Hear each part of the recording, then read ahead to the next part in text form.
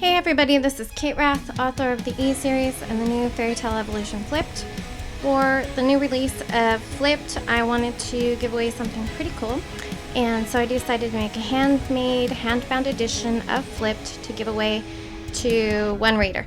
So this is me making the book. This is actually the second attempt at the cover. The first one I finished and I kind of killed it by signing it, and then I had to rebake it, and I almost set it on fire. Yeah, so here I am again doing this. And so as you can see, I'm working with polymer clay. I used Primo Accents polymer clay, a lot of different clays that had pearl in them.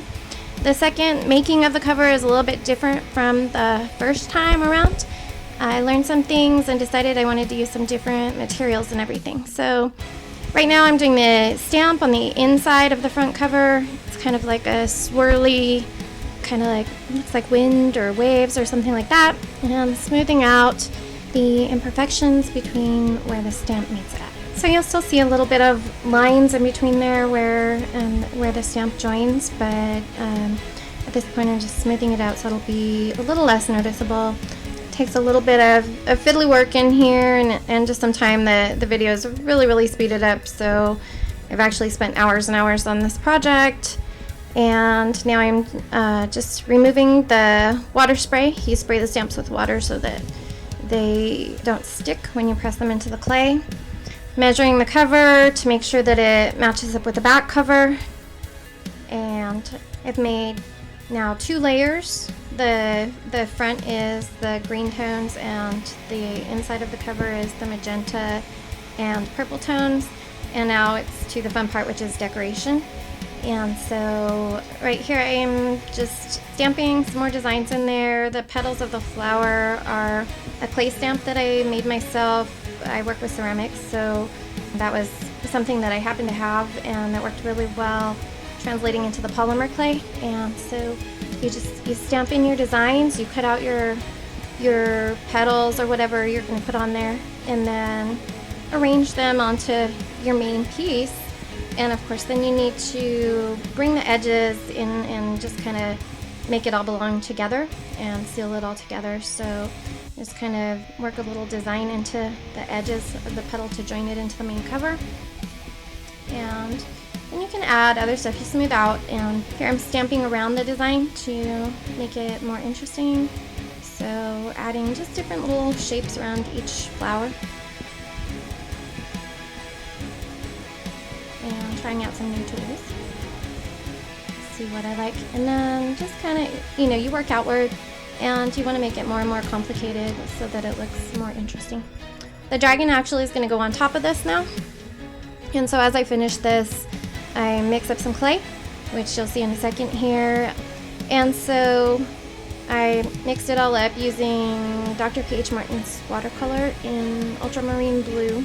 I used a lot less pigment this time because I wanted to get that translucency, and I felt like on the first dragon it wasn't quite as translucent as I wanted it to be. So a lot less pigment this time, and now that takes a while to mix it all up. I was smart enough to wear gloves this time, so I don't have blue hands when I'm done. So the body of the dragon is there, and start out with a snake form, and you just kind of work it. So there's the head, and you just get it to the right evenness and thickness that you want it to be, and kind of adjust how you want it here. I just take some more off the tail so that it's the same thickness that I was looking for, and kind of adjust it and play with it a little bit. It's all very intuitive. You get, if you do this yourself, you get to just kind of play with clay. I mean, it's so fun. You just really can make some cool stuff, and I'm really hooked on polymer clay now that I've tried this. This was my first polymer clay project. I don't know how I went my whole life without using it, but now that I have, I'm like, I'm gonna make everything. So here's the head, and I just kind of shaped that little chunk of it, and I added a coil kind of around the brow for the ridge where the horns are, and to kind of build that up. It looks really funny right now. It doesn't really exactly look like a dragon, and by the end of this video you'll see it looks like a lizard. It doesn't have scales or any of the really cool stuff yet, but this is just the beginning. So Here I've added some carnelian beads, or I'm about to add some carnelian beads into the eye sockets. So you just hollow out the holes and you push your beads in there the way you want, or whatever else you want to put in, eyes, whatever. So then you're going to get some little bits of clay, and just like, I like to use coils. Some people use flat pieces, but I like to use little coils of clay and just place them there for the eyelids, and then smash that in and blend it in to the face part, but not on the eye, so that you still have that ridge by the eye that's the eyelid. It comes out looking really cool. And now I decided to add another coil on top of the coil that I'd already placed for the head to kind of build that shape up a little more. I didn't think the dragon was looking very badass. I thought he was kind of looking a little bit too cute there, so I wanted to kind of emphasize his fierceness and make him a little bit more intimidating. And so in style, my dragon he's kind of more of a Chinese style dragon. The dragons in my books don't have wings, but they fly anyway. And they're very slender and snake-like in their bodies. They're a bit of an amalgamation kind of different kinds of dragons. So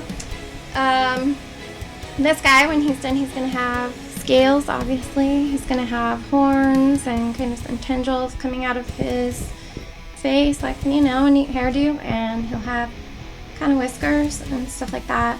The first time around, I added some more decoration to the cover, some more pieces of carnelian and things like that, some vines, but I found out that the foot got in the way, and then I had to do a lot of kind of backtracking and adjusting the foot. So this time I built the foot first, and then I will add that kind of detail later.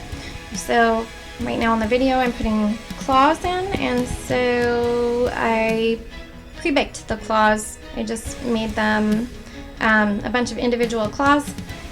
I went ahead and baked them because you can't keep the soft clay in that form when it has the weight of the foot and the leg and all that on it. So by pre-baking them, they were hard when I inserted them into the sockets and the toes, and that's just something that I just hollowed out with a ball tool, one of my favorite tools.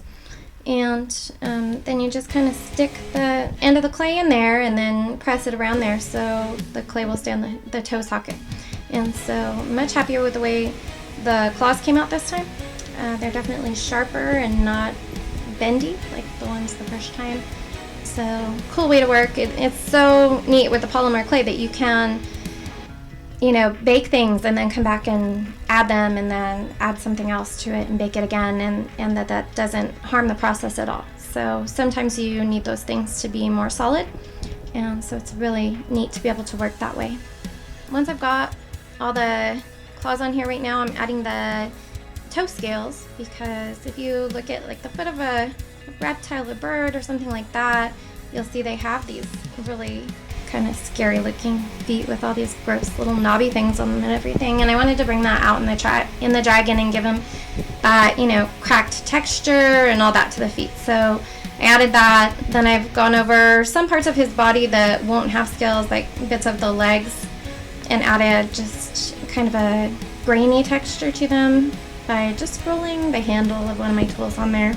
Alright, well that's it for today, so look for more videos coming soon. Anyone can enter to win this awesome book. Just go to www.katerath.com and scroll down on the main page. There's the Rafflecopter giveaway. It runs through November 28th of 2016. So definitely get your chance to win this book, and if you guys have any questions, just give me a holler. I'm around.